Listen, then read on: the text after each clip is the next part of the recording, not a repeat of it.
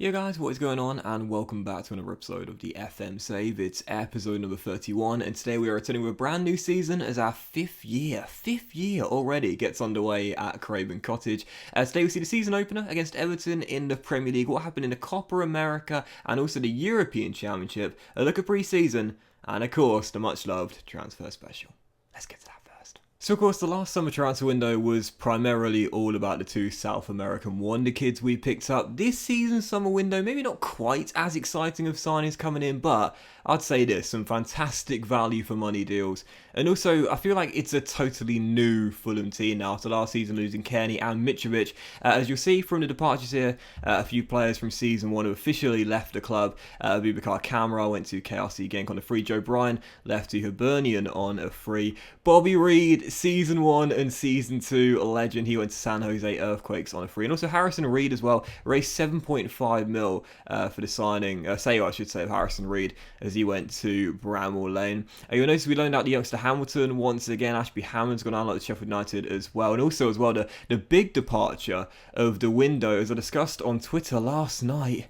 Can you believe it? Big Willie Lundemo going to Arsenal for £7.5 million. 18-year-old striker. We picked him up from the Borough. We gave him a little bit of game time in Season 3, not too much, but he had a really bright future. There was major interest from big European sides. He wouldn't listen to new contract talks. He was out of contract next summer, so at the end of this season. So I decided to cash in, not risk losing him on a free, 7.5 mil, and there is a 50% percentage of next sale clause as well. That is a fantastic clause to negotiate for an 18-year-old. But as for signings for this season, again, not too many, and not too many to get too excited about, but a couple that are pretty excited. And again, it was all about good value for money deals in the window as well. Let's reveal them one by one. So we'll start off with a player coming in on loan. We seem to loan at least one player in per season, but not like the 12 that Fulham had back in the first season. Valentino Livramento coming in from our West London rivals Chelsea on a loan deal, just paying his weekly wages of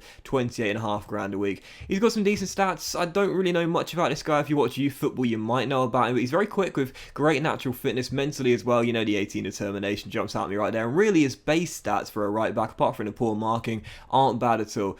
6'1", driven personality, just here for cover really, and looks alright. And in terms of good value for money deals, this is one of the best we pulled off in this summer window. Omar Richards, our second signing I'll show you here of the 5.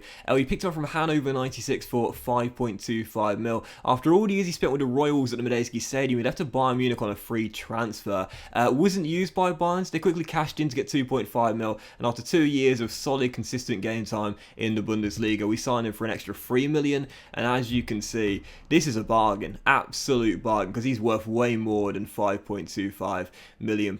Now, Omar Richards, not too slow off the mark with 14 acceleration, 14 pace and 14 agility, but I love the 19 natural fitness to pieces with the 15 stamina as well.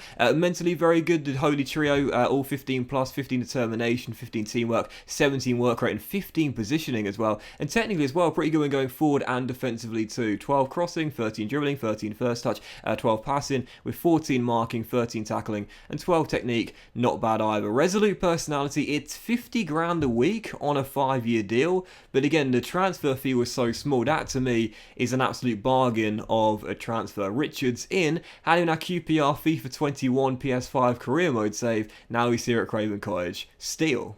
Next up, a new backup goalkeeper, and we haven't really had one since Season 1 when Rodak was the stand-in for Alphonse Areola on loan. Since then we've had, Carl Darlow, less said about the better. Ashby Hammond's played as our backup at times as well, but I snapped with this guy from Crystal Palace as a new gen/regen, 19-year-old Jonas Norgard. We know the Denmark national team have had some great goalkeepers over the years, none better than of course the Schmeichels, but yeah, Norgard came in, he had a relegation release clause of 9.25 mil. When Crystal Palace signed him last season on a free, they actually gave him quite a bit of game time, so threw him in at the deep end as a young teenager, and again we met that relegation release clause, and his stats, to be fair, at just 19 aren't bad at all. He's 6'4", so very tall. He's got 15 agility with 16 balance, 14 positioning. I love the 17 teamwork with 15 vision on a sweeper keeper as well, 15 handling, 15 one-on-ones, 13 reflexes, not too bad either, and yeah, a decent little pickup.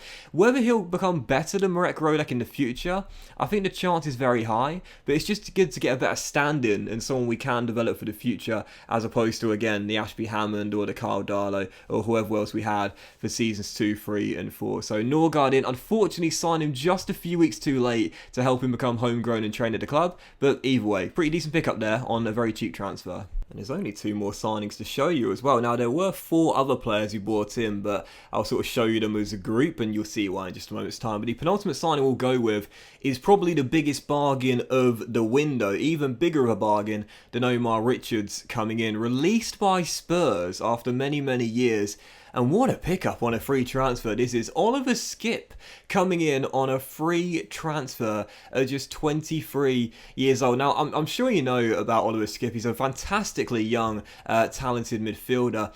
He's been given game time by Spurs, as we know. He had a tremendous loan spell with Norwich last season. And as you can see in the game, 43 games and 3 goals in that loan spell. They came back to Spurs, but they just didn't use him. And they didn't loan him out, which I thought was really, really strange. Last year, they did loan him out to Werder Bremen. He was consistently good in the Bundesliga, averaging a 7.01, and he thought, I'm not going back to Spurs, man, because I'm not going to play. So he turned down a contract extension. He decided to leave on a free transfer, and again, what an absolute steal that is. Now, it is an expensive contract, don't get me wrong, for a guy that's not cut it in the Premier League yet, 60 grand a week, but to be fair, on a 4-year deal, the bonuses aren't too bad, and again, the upside is really, really encouraging. Once again, only 23 years old with some really good stats, resolute personality, you know, relatively balanced physically with 15 stamina, which is always nice, but mentally, Oliver Skipp looks fantastic here. 15 aggression, 14 anticipation, 17 bravery, 14 composure, 15 determination, 15 teamwork, and 16 work rate. You know I love that with the 14 positioning as well. Very handy on a defensive midfielder. 12 first touch, 15 passing, 14 tackling, 11 marking, yeah, not the best, but 11 technique as well. He looks like a really good little deep line playmaker slash ball winning midfielder in this team. Probably, to be fair, more suited to a deep line playmaker role with a fantastic passing and a decent teamwork and work rate stats as well. But yeah, skipping, and again, on a free transfer, absolute steal. The upside is very, very high. So our final signing of the 5, I'd say is pretty exciting. Maybe not quite as much as Paracambi and Fabian of last season, but it's another South American wonder kid, alright? So of course, we're going to be a little bit excited based on how our 2 got on last year. So welcome to Craven Cottage, another young Brazilian teenager, Newton, who has agreed to join us from Flamengo for 15.5 mil, which was his release clause. Now, he's been ever present in the Flamengo team since he came out of their academy, and he's done okay playing in Brazil. We've picked him up for 15.5 million though, and again, you know, Connor Roberts is our first choice right back, but we don't really have someone to develop for the future with the Welshman due to turn 29 during the season. This looks like the long-term successor for the Welsh energetic fullback. So Newton is 6 foot. Physically, he's okay. 14 pace, 13 acceleration, 15 stamina, not too bad. But mentally is where Newton excels, and that's why, you know, I wanted him. 15 anticipation, 15 bravery, 16 decisions, 19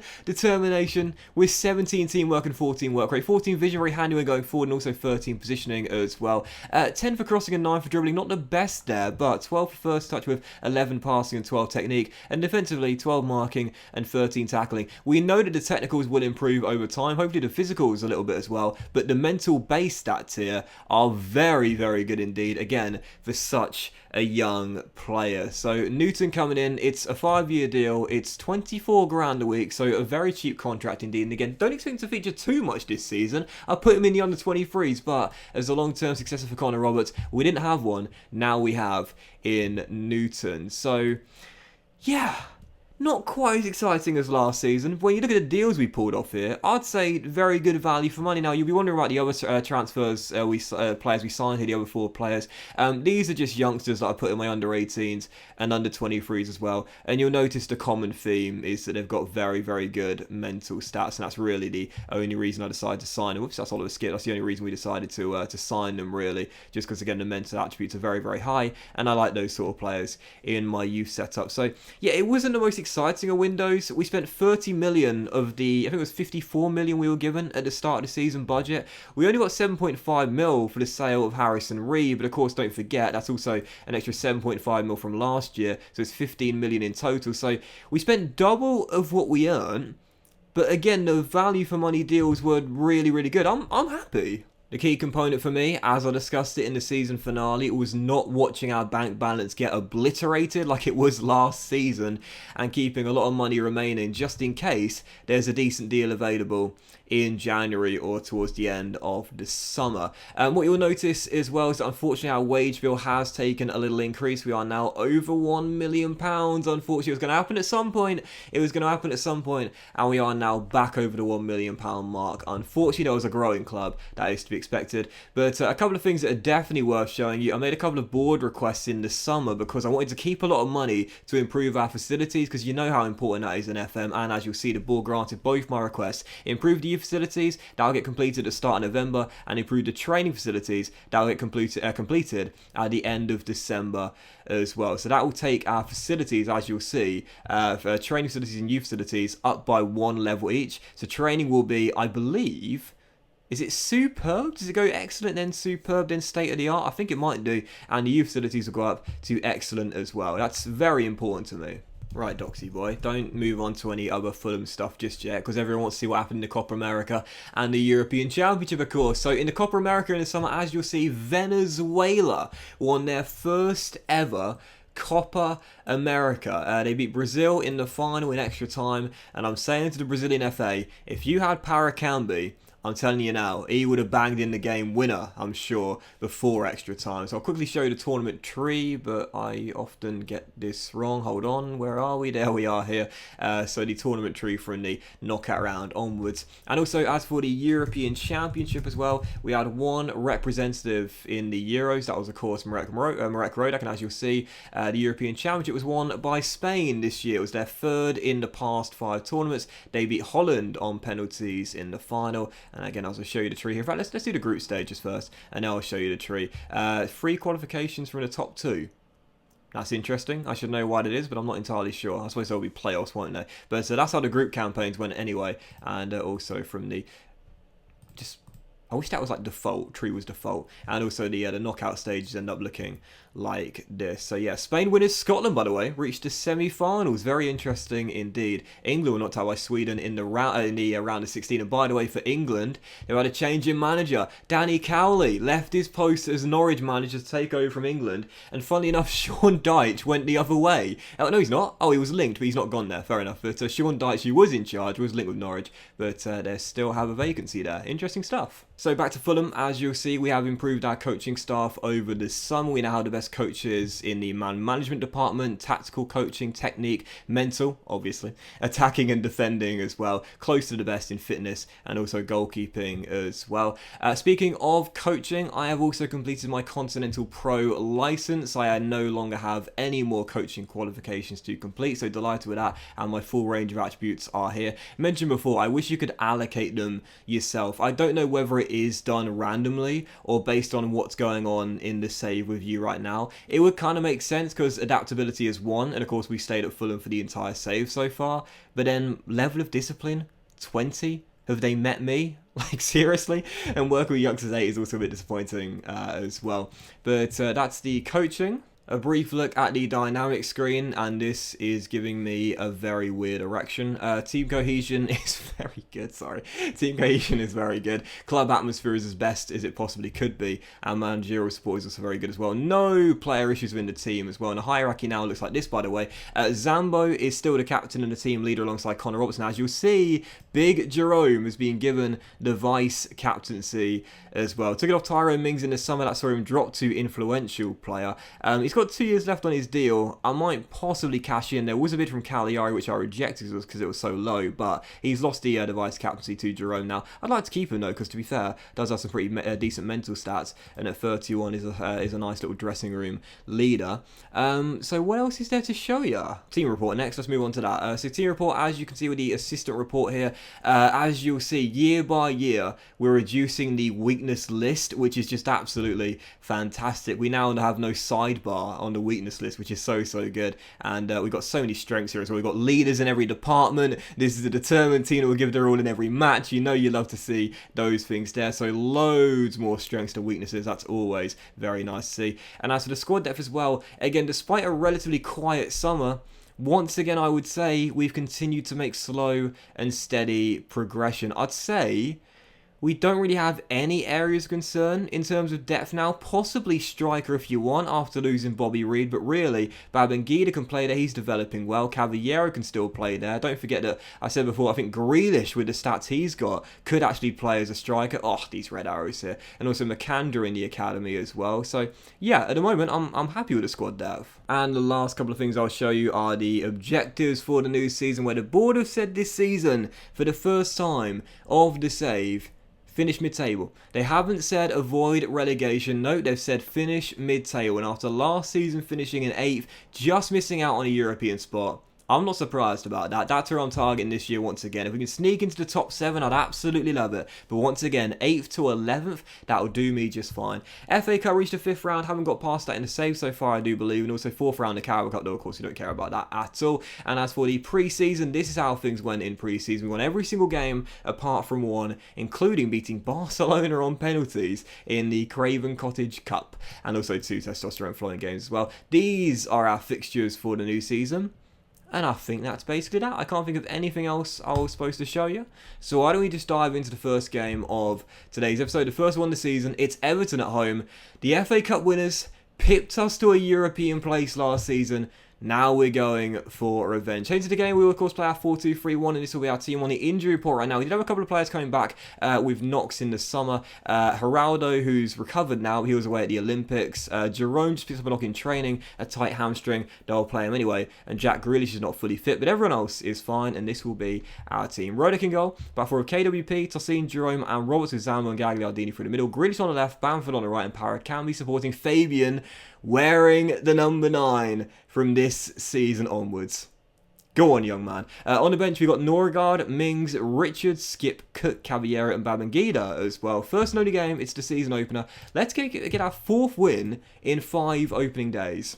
Come on, Fulham. Annoyingly, as well, one thing I forgot to mention is that Everton stole one of my targets in the summer. There he is, leading their line. Liam Delap on loan from Manchester City. I put in a loan deal. They accepted it. Everton thought, nah, we're not letting that happen. We're not letting him go to a division rival. So they put in a loan deal to Man City. And in the end, Delap chose them over me. Such a shame, because now they've got Moise Keane and Liam Delap as well. Those are going to be 2 difficult players to stop on this opening day. So first highlight falling. 14 minutes in is going to come to the hosts as well. Bamford falls back to Gagliardini. Quick little ball out wide towards Connor Robertson. A lovely couple of 1-2s there to split the defence. Back to Gagliardini. And the Italian feeds it through. Bamford's one-on-one. Oh, Patrick! Got to finish that. How did he put that wide? How on earth did he put that wide from that range there? That should have been 1-0 Fulham, and at least testing Jordan Pickford at the very least. 32 minutes in, still 0-0. I'll probably take this on the open day, to be fair. Corner, Fulham, Paracambi floats in, and that is going to be a penalty, surely. Zambo pushed in the area, and whenever the ball hasn't trickled out of play for a dead ball situation, and it's a VAR decision, 9 times out of 10, or really 99 times out of 100, it's given. That's got to be a penalty. VAR decision complete, and Michael Oliver says penalty to Fulham. Yeah, it's one of those things in FM where like you kind of know it's gonna happen. It's one of those things you can just tell. You know, you can just tell it's definitely gonna get given. So Bamford from the spot rarely misses, and doesn't. Avenges demons after the miss against Brighton last season. Bamford, our first goal scorer of the campaign. 1-0 Fulham. Obviously lost his place up top to Fabian Giraldo, but he's still got a place in this squad. I know he's turned 30 now, he's still got some really, really good stats, including some great mental stats as well. So of course he will stay as a regular member of our first team. So in front, courtesy of our number 7 at the moment, we're in relative control, or so it seems. Statistically, doesn't look too uneven, but Everton yet to test Rodak with a clear-cut chance, whereas we are getting the opportunities thus far. A minute and a half after the restart. And if we go 2 goals up straight after the break, that will give us a lot of confidence. Fabian! 2-0 Fulham. Giraldo off the mark, but I think it's offside, and it will be, no doubt. Yeah, you can just tell. You can just tell with certain VAR decisions which way it's going to go. So Fabian, thought he was off the mark for season 2. This one not given, and yeah, that one is definitely right. No need to analyse it too much like that disallowed goal. Well, one of the 3 disallowed goals we had against Southampton last season. That one clearly offside. VAR gets it spot on. So still 1-0, but at the moment we're looking very good indeed. Keep playing like this, and a second goal is coming as Gagliardini hits it long to Jack Grealish, stepping in from the left-hand side. And he'll chip it in. Giraldo's through, and once again tucks it home.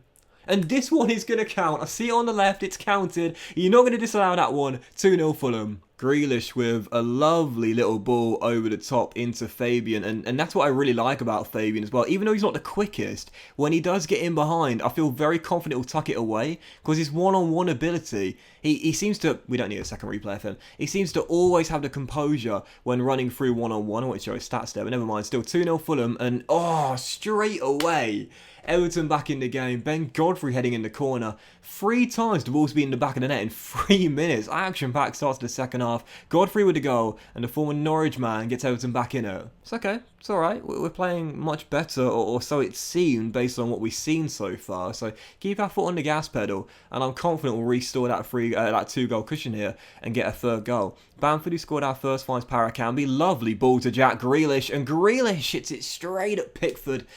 I mean, if the goalkeeper can claim and hold on to the ball from that close of a range, you've fluffed your lines. No other way of putting it. Free kick, Everton. Dennis, who got the assist for their first goal. Pinball scramble and cleared away. And a free kick given for offside, I believe, as well. What a game. 18 minutes to go. Giraldo. Back to Bamford, and Patrick sends it long, and again Fabian could be through here. Got a lot of work to do on his own, so wisely holds it up. And was that a shot?